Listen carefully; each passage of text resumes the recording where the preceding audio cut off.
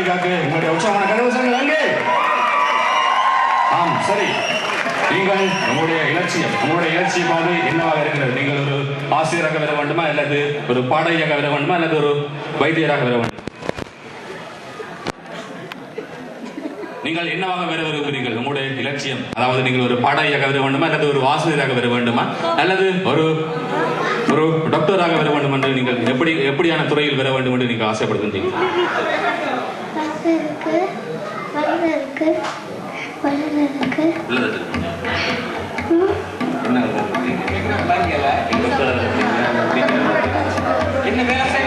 ஆம், தான் ஒரு ஆசிரியராக வர வேண்டும் என்று அந்த மாணவியை கூட அவருடைய தாய் கூட எங்களுடைய தமிழ் கலையறிவி கூடத்தின் ஒரு ஆசிரியர் தந்தை இங்கே காத்திருக்கின்றார், ஒரு நாதஸ்வர கலைஞர்.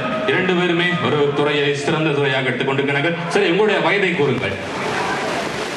எத்தனை வயது உங்களுக்கு?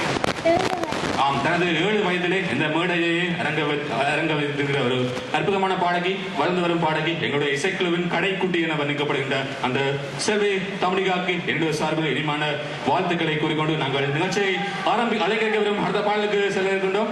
நன்றி. இந்த பாடலை பாடி சென்றமைக்காக. நிச்சயமாக உங்களுக்காக எதிர்வருகின்ற மேடைகள், பல திரைசை பாடல்கள், காய்க பாடல்கள் எல்லாம் உங்களுக்காக காத்திருக்கின்றன. உங்களுடைய பயிற்சிகளின் போது நீங்கள் உங்களுக்கு பிடித்த நல்ல திறமையான பாடல்களை தெரிவு செய்யுங்கள். உங்களுடைய திறமைகளை நாங்கள் எதிர்வருகின்ற காலங்களிலே ஐரோப்பாவிலே இடம்பெறுகின்ற தொலைக்காட்சிகளில் நாங்கள் இந்த ஒளிப்பதிவினை எடுத்து நாங்கள் உங்களுடைய முகங்களை எல்லாம் இந்த உலகெங்கும் வாழ்கின்ற புலம்பெயர்ந்த தமிழுக்கு நாங்கள் எடுத்து காட்டுவோம் என்ற அந்த உறுதியான செய்தி நாங்கள் இந்த சகோதரிக்கு வழங்கிவிட்டு நாங்கள் அடுத்த பாடலுக்கு செல்ல கொண்டோம். அடுத்த பாடல் ஒரு இனிமான தாயக பாடல், கண்மணியே கண்ணுரங்கு என்று ஆரம்பிக்கும் இனிமான தாயக பாடல். பாடலோடு யாழ் அமராங்கல் இசைக்குழுவின் மறுமுறை பாடகி திருமதி செல்வராகினி தனபால சிக்கும்.